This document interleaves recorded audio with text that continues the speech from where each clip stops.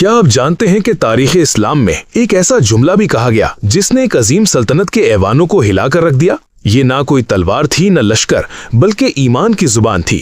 جب جنگ قادسیہ کے موقع پر ایرانی جرنیل رستم نے پوچھا تم کس مقصد سے آئے ہو، تو حضرت ربیع بن عامر رضی اللہ عنہ نے وہ جواب دیا جو آج بھی تاریخ کا رخ بدل دیتا ہے۔ اللہ نے ہمیں اس لیے بھیجا ہے کہ ہم لوگوں کو بندوں کی غلامی سے نکال کر اللہ کی بندگی میں لائیں، دنیا کی تنگی سے نکال کر وسعت عطا کریں، اور مذاہب کے ظلم سے نکال کر اسلام کے عدل و انصاف کی طرف لائیں۔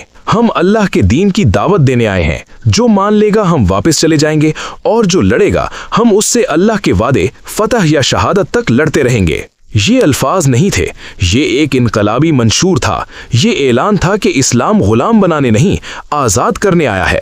سبسکرائب اپیل دل سے۔ میرے پیارے بھائیوں اور بہنوں، اگر آپ چاہتے ہیں کہ صحابہ کرام کی ایسی ہی غیرت، جرت اور ایمان افروز تاریخ آپ تک پہنچتی رہے تو ابھی چینل عدنان آفیشل 786 کو سبسکرائب کریں اور اس پیغام کو دوسروں تک پہنچا کر صدقہ جاریہ بنائیں۔ فکری سوال، سوچئے ذرا، اگر آج ہم بھی اس پیغام کو سمجھ لیں تو کیا ہماری زندگیاں، ہمارے معاشرے اور ہماری سوچ بدل نہیں سکتی؟